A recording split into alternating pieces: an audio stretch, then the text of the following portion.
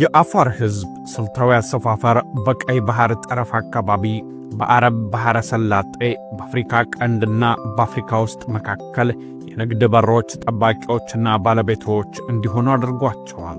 ወደቦቻቸው የወርቅ የዝሆን ጥርስና ሌሎች ውድ ዕቃዎች መለዋወጫና ማስተላለፊያ ሆኖ ይህም በአካባቢው ያላቸውን ተጽዕኖ አጠናክሮላቸዋል። የኩሽቲክ ቤተሰብ ኩሽቲክ ፋሚሊ ቅርንጫፍ የሆነው የአፋር ቋንቋ በአንድ ወቅት የቀይ ባህር የንግድ መርከቦች ይቆጣጠሩ ከነበሩት ነዋሪዎች ጋር ተመሳሳይ መሆናቸው እንዲሁም የቋንቋ ውርሻት በባህር ላይ ማጥመድ፣ አሳም ማጥመድና በንግዱ ላይ ካላቸው ዕውቀትና ክህሎት ጋር ተዳምረው በአፍሪካ ቀንድ ክልል ቀደምት የባህር ዳርቻ ነዋሪዎች እንደነበሩ ሚናቸውንና በመሬት ላይ ያለው ተጨባጭ የአርኪኦሎጂ ማስረጃዎች ሕያው ምስክሮች ናቸው። የተመራማሪዎቹ ምልከታዎችና ማስረጃዎች የአፋር ሕዝብ በአካባቢው የሚገኙ ወይም የሚኖሩ ሕዝቦች ብቻ ሳይሆኑ በኢኮኖሚና በባህል ልውውጥ ንቁ መሐንዲሶች ነበሩ የሚለውን ታሪክና ሐሳብ ያጠናክራሉ። ይህም የአፋርን የቀይ ባህር ሚና በአፍሪካ በመካከለኛው ምስራቅና ከዚያም በላይ ወሳኝ ትስስር በመፍጠር የተጠናከረ ነበር።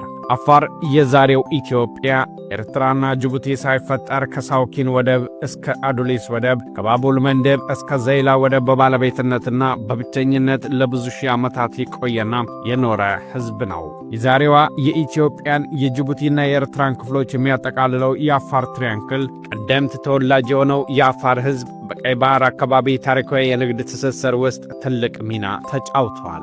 በጥንካሬያቸውና በባህል ሀብታቸው የሚታወቁት አፋሮች ቀኝ ገዢዎችና ወራሪዎች ከመምጣታቸው በፊት ከጥንት ጊዜ ጀምሮ በዚህ ስትራቴጂካዊ ጉልህ ስፍራ በበላይነትና በስኬት የኖረና የመራ ሕዝብ ነው። በአፍሪካ በአረብ ባህረ ገብ መሬትና በህንድ ንዑስ አህጉር መካከል የሸቀጦችና የባህል ልምዶች ልውውጥ ውስጥ ወሳኝ አማካኝና ገናኝ በመሆን ለብዙ ዓመታት አገልግለዋል። በባህር ንግድ መስመር ውስጥ በተለይም አንደኛው እስከ 7ኛው ክፍለ ዘመን ድረስ የአክሱም ግዛት ከፍተኛ ደረጃ ላይ በነበረበት ወቅት በባህር ንግድ ኢኮኖሚ ላይ የነበራቸው ተሳትፎ እንደ ቅመማ ቅመም፣ ጨርቃ ጨርቅና የከበሩ ድንጋዮች የሸቀጦች ግብይት ዋና ተዋናዮች የነበሩና ይህም በክልላዊ ሆነ በዓለም አቀፋዊ ሁኔታዎች ውስጥ የነበራቸው ጠቀሜታና አስፈላጊነታቸውንም አጠናክሯል። የአፋር ሕዝብ ከአክሱም ዘመነ መንግሥት ጋር ቅርብ ግንኙነት ስለነበረው በዘመኑ የአክሱም ግዛተ መንግሥት መሳካትና መጠናከር ውስጥ የአፋር ሚና በጣም ጉልህ ነበር። የአፋር ሕዝብ ለዘመናት በአፍሪካ ቀንድ የባህር ላይ ታሪክ ውስጥ በጥልቅ የተካተተ የቀይ ባህር ጠረፍ አካባቢዎች የማይደራደር ጠባቂ ሕዝብ ነው። የአፋር ሕዝብ በዚህ ወሳኝ የንግድና የፍልሰት ኮሪደር ላይ የበላይነታቸውን የጀመረው በቀኝ ገዢዎች የተፈጠሩት እንደ ኤርትራና ጅቡቲ እንዲሁም አሁን ያለችው ኢትዮጵያና ሌሎች ዘመናዊ ሀገራት ከመፈጠሩ በፊት ከብዙ ሺህ ዓመታት በፊት እንደነበረ የተለያዩ የታሪክ ድርሳናት ያስረዳሉ።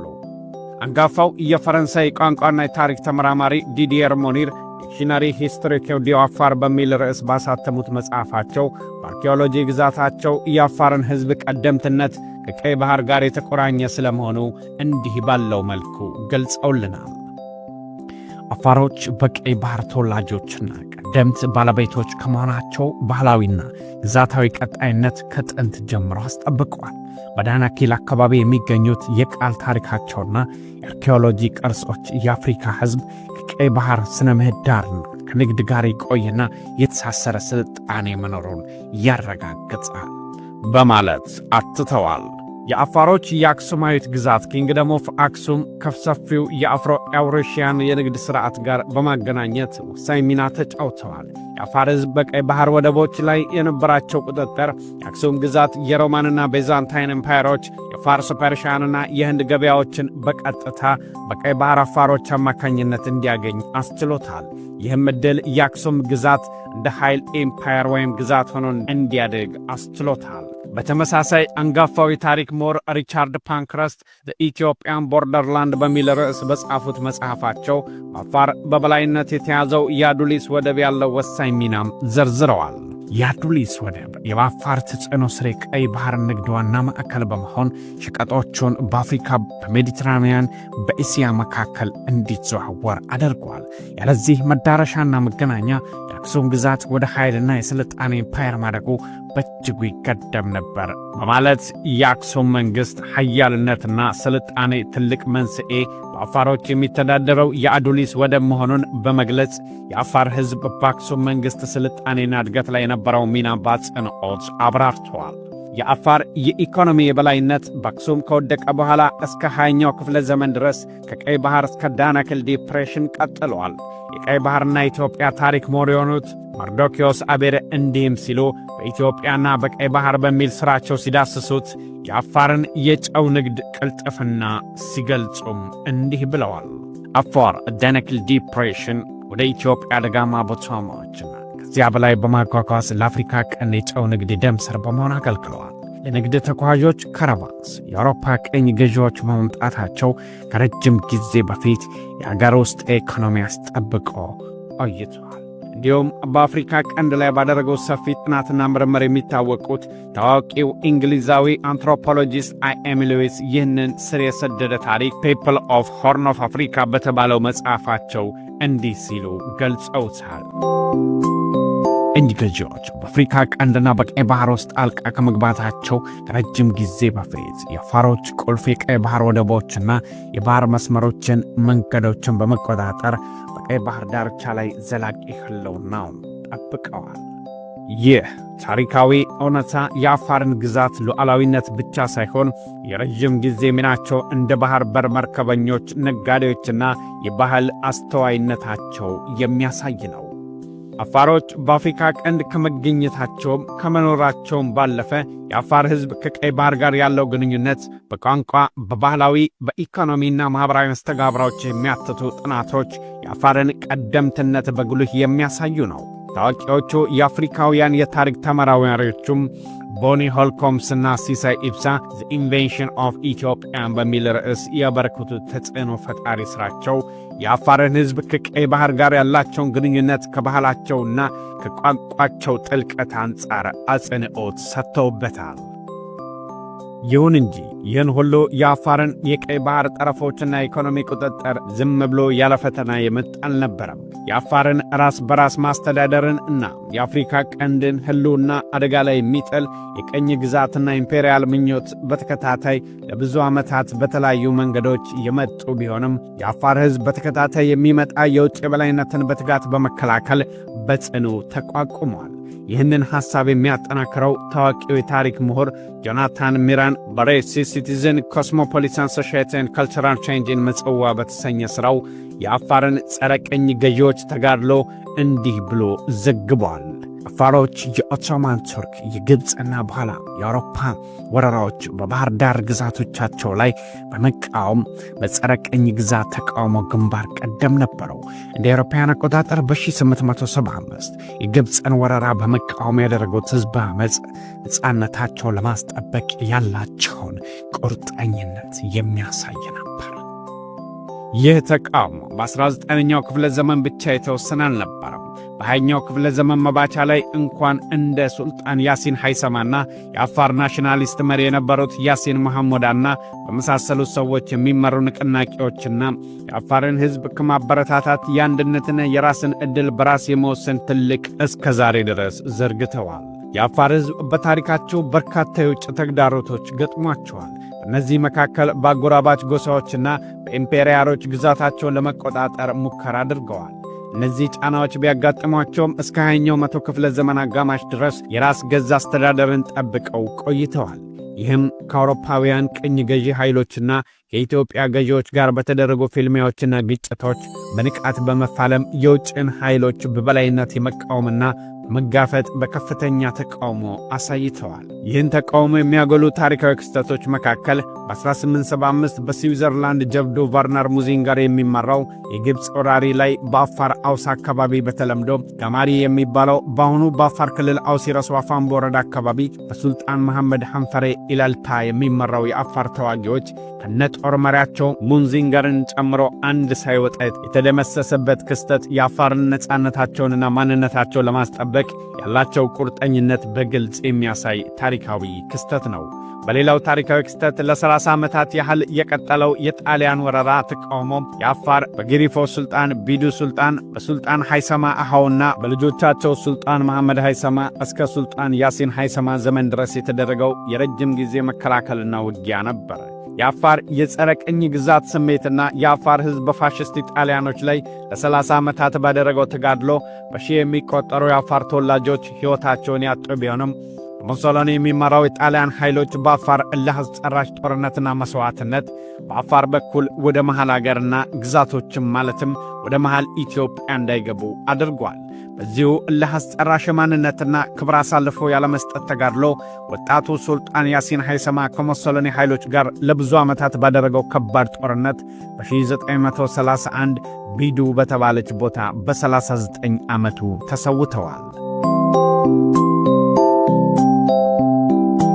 የአሁኑ የአፋር ሕዝብ ሁናቴና የቀይ ባህር ውጥረትን ስንመለከት በዘመናችን የአፋር ሕዝብ ከማኅበራዊና ኢኮኖሚያዊ ችግሮች ጋር እየተጋፈጠና እየተባበሰ የመጣውን የፖለቲካ ተለዋዋጭነትና ውጫዊ ጫናዎች ተባብሶበታል።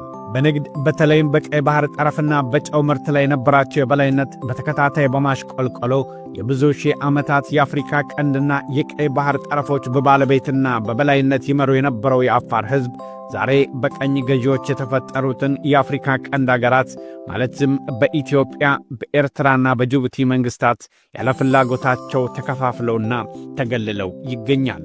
በምስራቅ አፍሪካና በቀይ ባህር አካባቢ ከናካቴው እንዲጠፉ የተደረገውን የውጭና የውስጥ ወራሪ ተቋቁመው እስካሁን ድረስ በታሪክ በነበሩበት አካባቢዎች ፍንክች ሳይል ባህላቸው፣ ቋንቋቸውና ማኅበራዊ መስተጋብራቸውን ጠብቀው አይበገሬነቱን አስረግጠዋል። የአፋር ሕዝብ በአካል በሦስቱም በአርቲፊሻል መስመር የተከለሉ አገሮች የሚገኝ ቢሆንም በመንፈሳቸው የተለያዩ አገር ሰዎች ነን ብለው አስበው አያውቁም። አፋሮች በሦስት አገራት ሲገኙ ሁሉም በድንበሮች የሚገናኙና በመካከላቸው ሌላ ባዕድ የሆነ አካል ስላላስገቡ እስካሁን ድረስ ማኅበራዊ ግንኙነታቸውን ማስቀጠል ችለዋል። የአፋር ሕዝብ በጦርነትና በኃይል መርታት እንደማይቻል የተረዳው ገዢዎች በተለይም የኢትዮጵያ ገዢ ነገሥታት አፋርን በጦርነት አለመንካትና ወደ ዘመናዊነት እንዳይቀላቀሉ፣ እንዳይማሩ፣ በኢኮኖሚው እንዳያድጉ፣ እንዳይነቁ ተብለው በሪጅናል ደረጃም በእድገት ፖሊሲዎችና ስትራቴጂዎችም ጭምር እንዲገለሉ ተደርገው በአሁን ጊዜ በሦስቱም አገሮች በዝቅተኛ የእድገት ደረጃ ላይ ይገኛል። የአፋር ሕዝብ በሦስቱም አገሮች የሚገኘው የአፋር ሕዝብ ከፖለቲካዊ የኢኮኖሚና ማኅበራዊ ተሳትፎ ተገልለውና ምንም አይነት ሚና እንዳይኖረው ተደርጓል። በኤርትራ አፋር ታሪካዊ ርዕስት የሆኑ አካባቢዎች ላይ ዲሞግራፊን እስከ መቀየርና የአፋር ሕዝብ ለዘመናት በጦርነት እንኳን ያልተፈናቀለበትን የባህር ጠረፎችን ለቀው እንዲሄዱ በሲስተማቲክ አስገዳጅነት እየተፈናቀሉ ይገኛል። ኤርትራ በ10 ሺህ የሚቆጠሩ የአፋር ቤተሰቦች ወደ ኢትዮጵያ፣ ወደ የመን፣ ወደ ሱዳንና ወደ ጅቡቲ ሌሎችም አገሮች ተሰደዋል፣ እየተሰደዱም ይገኛል። ይህንን በመቃወም የቀይ ባህር ነፃ አውጪ ተጋድሎዎች ማለትም ራይትስ የአፋር ዲሞክራቲክ ኦርጋናይዜሽን ርሳዶ እና ኤሪትራውያን አፋር ናሽናል ኮንግረስ ትግሎች ከተጀመረ ብዙ ዓመታት አስቆጥረዋል።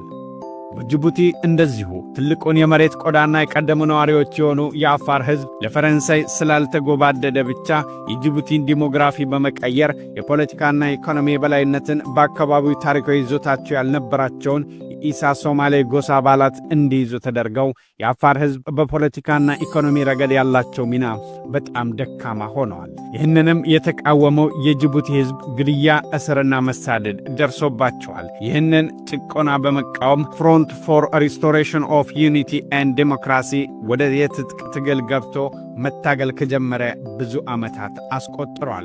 የአፋር ሕዝብ ለብዙ ዘመናት የኖሩበት የቀይ ባህር ዳርቻዎችና ወደቦቻቸው ከፍተኛ ጂኦፖለቲካዊ፣ ኢኮኖሚያዊና ስትራቴጂካዊ ጠቀሜታ ያላቸው አካባቢዎች ናቸው። በታሪክ የአፋር ሕዝብ በዛሬቱ ኤርትራና ጅቡቲ በባህር ዳርቻዎች ሰፍሮ የኖሩበት በመሆኑ በእነዚህ ወደቦችና አካባቢዎች ላይ የሚነሱ ማናቸውም የይገባኛል ጥያቄዎች ለዘመናት የመሬቱ ተቆርቋሪና ነዋሪ ሆኖ የቆየውን የአፋርን ሕዝብ መብትና ታሪካዊ ሕልውና ከግምት ውስጥ ያስገባ መሆን አለበት። የአፋር ማኅበረሰብን ያላሳተፈ ማንኛውም በቀይ ባህር ወደቦችና አካባቢዎች የሚደረጉ የይገባኛልም ሆነ ሌሎች ስምምነቶች ቀጥታ የአፋርን ሕዝብ ሕልውና የሚነካም በመሆኑ አፋርን ቀጥታ የሚያሳትፉ መሆን አለባቸው። በእነዚህ ወደቦች ላይ ፍላጎት ያለው ማንኛውም ከማንኛውም መንግስት ወይም አካል ከአፋር ፖለቲካዊ መሪዎችና ተወካዮች ጋር በመነጋገር ድምጻቸው እንዲሰማና እንዲከበር ማድረግም ይኖርበታል። ወደቦች የኢኮኖሚ መናኸሪያ ብቻ ሳይሆኑ የአፋር ሕዝብ የማንነትና የአኗኗር ዘይቤ አካል ናቸው። በውሳኔ ሰጭነትና ተጠቃሚነታቸው ሚና ችላ ማለትና መንፈግ የኢፍትሐዊና ተቀባይነት የሌለው እርምጃ በመሆኑ በአካባቢው ሰላምና መረጋጋት ተጨማሪ ውጥረቶች እንዳይፈጠሩ እነዚህ ወደቦች በተመለከተ የሚደረጉ ማንኛውም ስምምነቶችና ፖሊሲዎች ሁሉን አቀፍ ውይይቶች በማድረግ የአፋር ተወላጆች ፍቃድና ተሳትፎ እንዲደረጉ የአፋር ፖለቲከኞችና የማህበረሰብ መሪዎች ጋር ምክክርና ድርድር ተደርጎ መሆን ይኖርበታል። በመላው ኢትዮጵያ፣ ኤርትራና ጅቡቲ የተስፋፋው የአፋር ሕዝብ ከነዚህ የባህር ዳርቻዎች አካባቢዎች ጋር የባህል የኢኮኖሚና የታሪክ ግንኙነት በመጋራት በማንኛውም በዚህ ዙሪያ የሚደረጉ ውይይቶች ላይ መሳተፍ ለድርድር የማይቀርብ ያደርገዋል። የቀይ ባህር ጠረፍ ወይም ወደቦች የኢኮኖሚ መናኸሪያ ብቻ ሳይሆኑ የአፋር ሕዝብ የማንነትና የአኗኗር ዘይቤ አካል ናቸው። ከዚህ በተጨማሪ የክልል መንግስታት ሬድ ሲ ሪጅንና የኢኮኖሚ አጋሮችን ጨምሮ ዓለም አቀፍ ባለድርሻ አካላት አፋርን ውክልና ከወደብ ጋር በተገናኘ አፋርን የድርድር አካል ማድረግ ያለውን ጠቀሜታ ሊገነዘቡ ይገባል። የአፋር ሕዝብ ጥቅም ችላ ማለት አሁን ያለውን ውጥረት ከማባባስና ለበለጠ መፈናቀልና መብት መጓደል አስተዋጽኦም ያደርጋል። ዘላቂና ፍትሐዊ መፍትሄ ለመፍጠር ከአፋር ተወካዮች ጋር የኢኮኖሚ ጥቅሞችን፣ የአስተዳደር መዋቅሮችንና የሀብት ክፍፍል ዘዴዎችን መወያየትንም ያካትታል። የአፋር ሕዝብ ለአያት ቅድመ አያቶቹ ያላቸውን ሕጋዊ መብትና ኢኮኖሚያዊ ተጠቃሚነት ዕውቅና መስጠቱ መረጋጋትን ከማስፈን ባለፈ ለክልላዊ ትብብርና ልማት አስተዋጽኦም ያደርጋል። የቀይ ባህርና የአፋር ታሪክ